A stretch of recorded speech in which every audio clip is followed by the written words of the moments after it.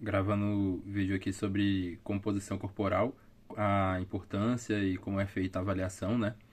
Começando aqui para ficar bem resumido, cabe dentro de 5 minutos.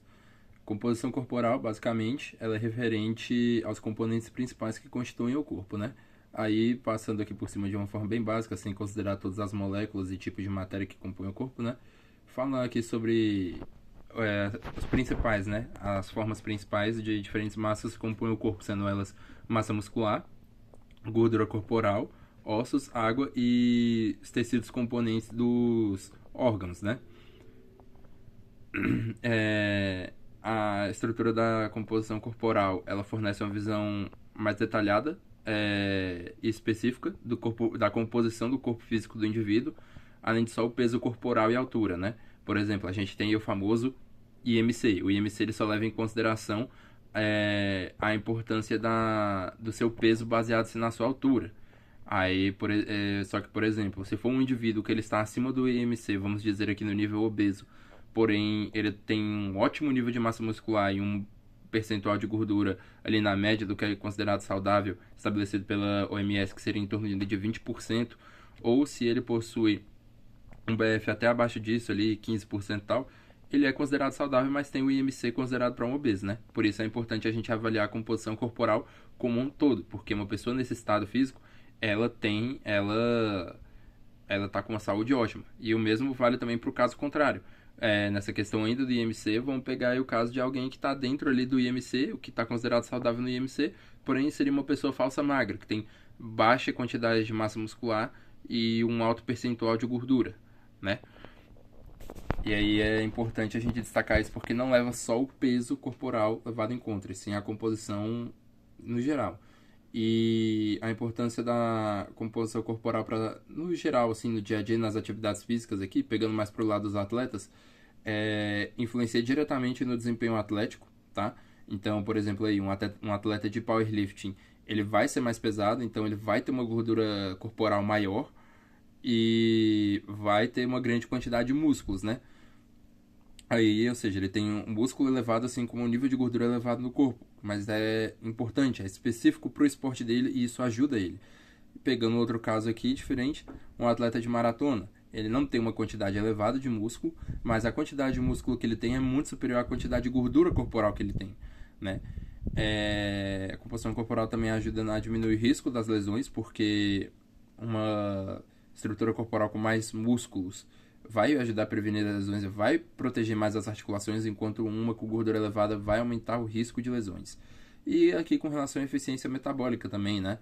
Que é a relação entre massa muscular e gordura vai influenciar no metabolismo basal ali, que se a massa muscular estiver alta, vai aumentar o quanto você gasta, o quanto você tem que ingerir por dia, e se a massa muscular estiver baixa e a gordura alta, você vai ficar com sobrepeso e a pessoa vai gastar menos do que ela deveria gastar por dia, né?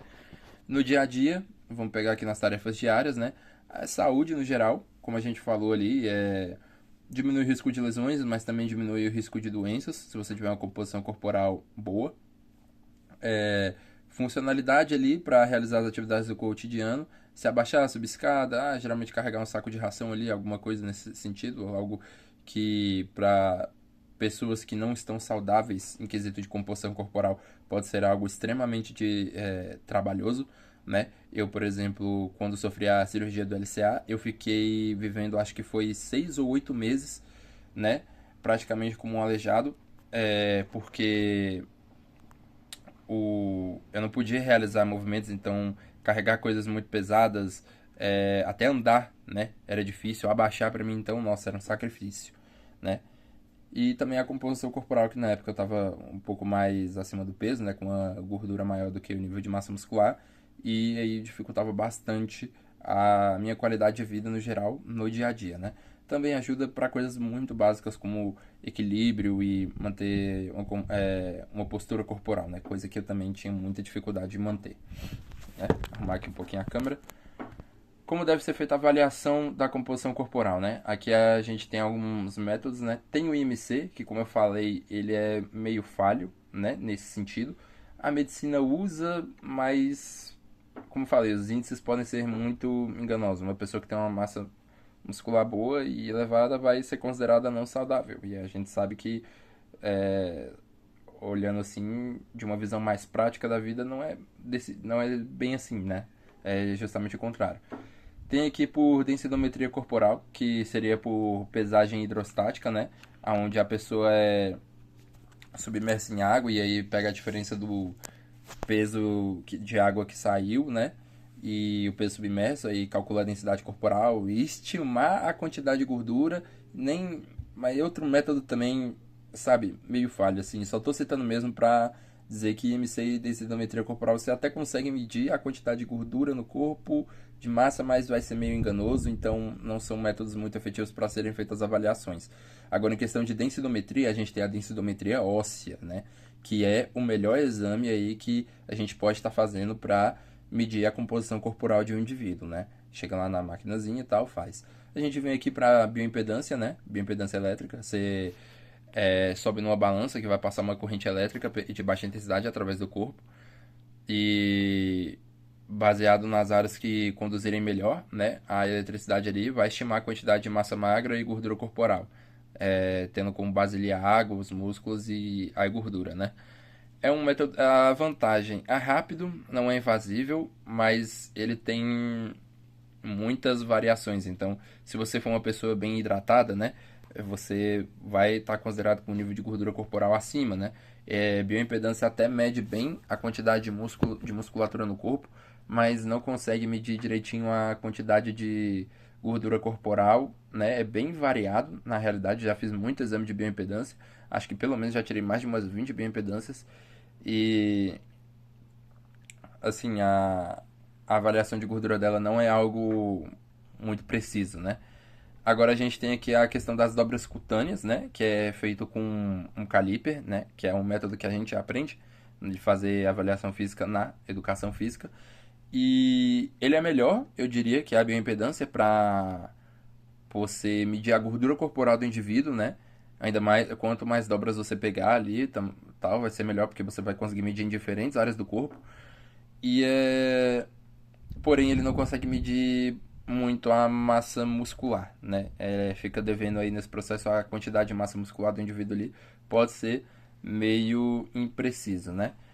Dito isso, os melhores aqui, os top 3, né? Seria densitometria óssea, né? Top um assim, disparado. Não tem exame melhor do que esse no mercado para poder estar se fazendo atualmente. E eu diria ali que bioimpedância e dobras cutâneas ficaria ele meio empatado dependendo do que você quer pegar melhor. Você quer pegar maior quantidade de massa muscular, ver direitinho a quantidade de massa muscular do indivíduo, bioimpedância. Agora você quer pegar com mais precisão a quantidade de gordura dele no corpo, aí eu já acho que dobras cutâneas é melhor.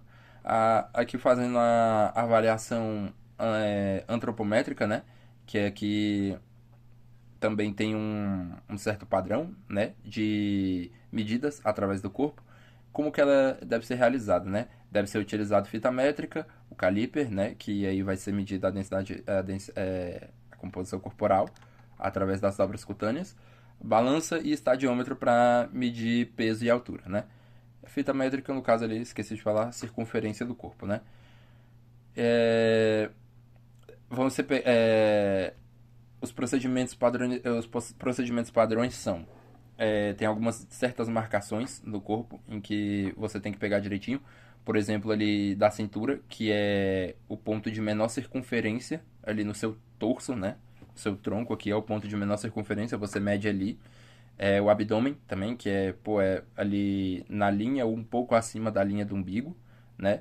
Tem ali a coxa, tal, que é no meio ali da seria, você calcula ele mais ou menos no meio do tamanho do fêmur, né? Por exemplo, o fêmur ali ele tem 50 centímetros, você vai tentar pegar ali em 25 centímetros, né? No meio exato ali do fêmur, da extensão dele. E a interpretação desses dados, né? Tem uma tabela, né? Por exemplo, tem várias fórmulas por trás para poder calcular com base nos resultados que a gente adquirir, mas pegando ali em questão da fita métrica, né? Tem umas certas medidas padronizadas, né? E aí também você tem que levar em consideração a massa do indivíduo. Às vezes o indivíduo está com uma circunferência abdominal de um obeso.